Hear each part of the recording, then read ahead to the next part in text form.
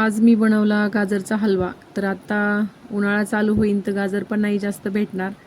तर छान गाजर आणले होते. तर 1 किलो गाजर होते. धुवून घेतले आणि वरचे त्याचे कवर काढून घेतलं आणि छान खिसून घेतले. तर गाजर पण खूप छान, कलर पण लाल होता त्याचा. तर हलवा खूप छान झाला. तर तूप टाकलं, भरपूर सारं तूप टाकून परतून घेतला की हलवा पण खूप छान होतो.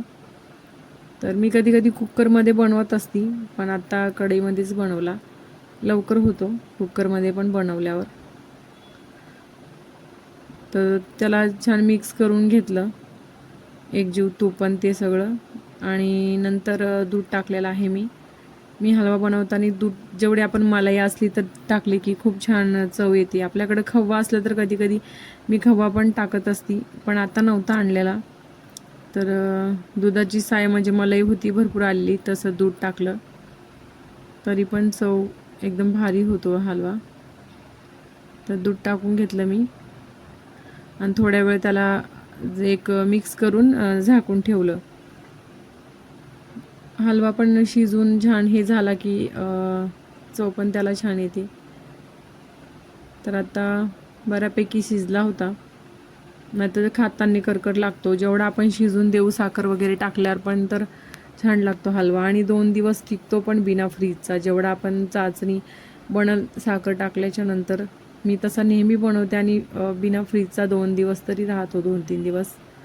बघू शकता.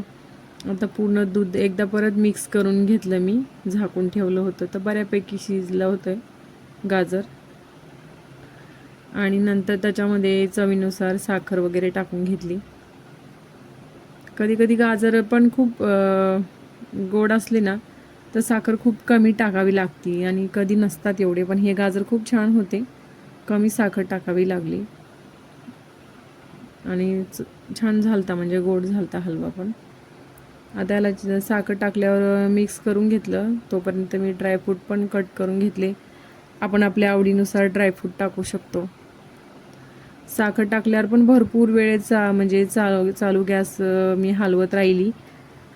कलर पण बघू शकता किती छान आला आणि हलवा पण एकच नंबर झाला होता.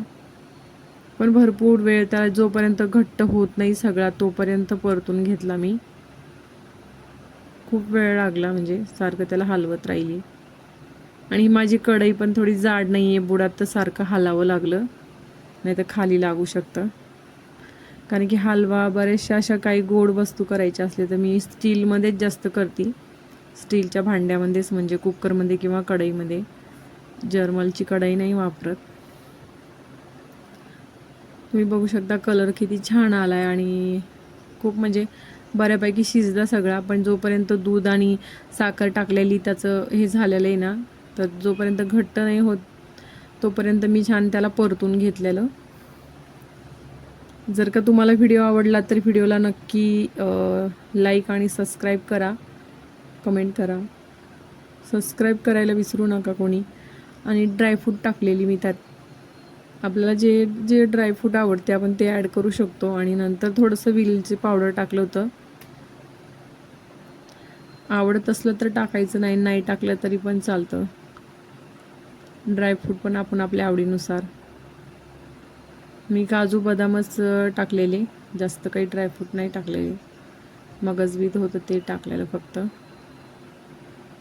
मनुके वगैरे पण टाकू शकता आपण.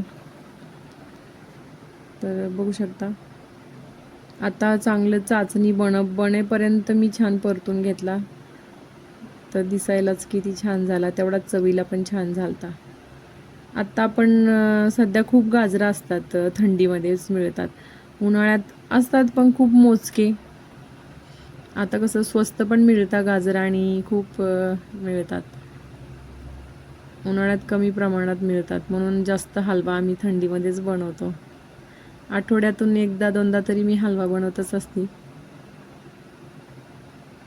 खूप वेळ लागला बनवायला, कारण की मी दूध टाकलेलं ना, तर दुधामुळं घट्ट होण्यासाठी खूप वेळ चालावा लागला. पण जेवढा आपण परतून घेऊ तेवढा चव तर वाढतेच हलव्याची. तर बघू शकता हलवा माझा झाला आहे तयार.